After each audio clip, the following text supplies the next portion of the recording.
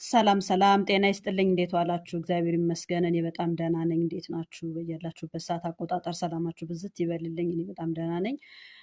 ዛሬ ደግሞ ስለ ቀንዲልና ስለ አይነ ጥላ እስቲ የተወሰነ ነገር ላካፍላችሁ ብዬ ነው። ሰሞኑን በሰራሁት ቪዲዮ ስለ ጸበል እንዴት የት የት መሄድ እንዳለባችሁ እየነገርኳችሁ ነበረ። አሁን ደግሞ እስቲ ስለ ቀንዲል ልንገራችሁ።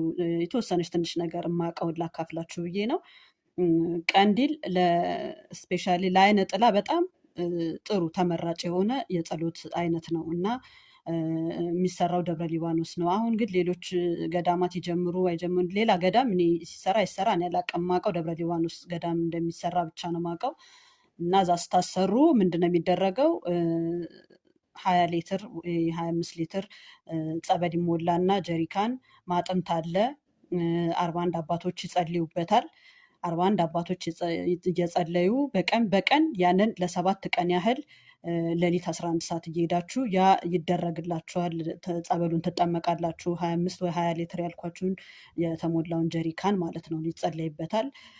ቅባ ቅዱስ ተደርጎ ምን በጣም ትልቅ ከፍተኛ የሆነ ጸሎት ነው ያለው። እዛ እየተጸለየ ያንን ጸበል ትጠመቃላችሁ። አልያዝም ያለ መንፈስ እዛ ላይ ምንም አቅም አይኖረውም። በቃ ገና ዕጣኑ ሲታጠን ጀምሮ መለፍለፍ ይጀምራል ማለት ነው። እና እንደዛ አይነት ነገር አለ። አይነ ጥላ በጣም የብዙ እድሎችን በር ቆልፎ የሚይዝ መጥፎ መንፈስ ነው። አይነ ጥላ ካለባችሁ ደግሞ ቡዳ፣ ዛር፣ መተት የመሳብ ኃይል አለው። እንደዛ አይነት ነገር ስለሆነ አይነ ጥላ ብቻ ካለባችሁ ሌሎች መንፈሶችን በሙሉ የመሳብ ፓወር አለው እና ከዛ ለመዳን ይሄ መንገድ ብቸኛ አማራጭ ነው ማለት ነው።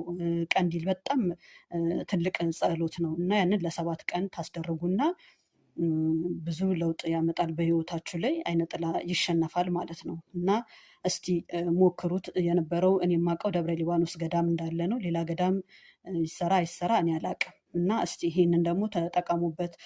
ብዙ ቤተሰቦች የት መሄድ እንዳለባቸው ምን ማድረግ እንዳለባቸው የተቸገሩ ቤተሰቦች ስላሉ ለነሱ እንደ አማራጭ ይሆናል ብዬ ያሰብኩትን ነገር ነው የምነግራችሁ። እናንተ የምታውቁት ከሆነ ደግሞ ለማያውቁት እንዲደርስ ላይክ፣ ሼር፣ ሰብስክራይብ በማድረግ እንዲደርስ አድርጉልኝ። አመሰግናለሁ።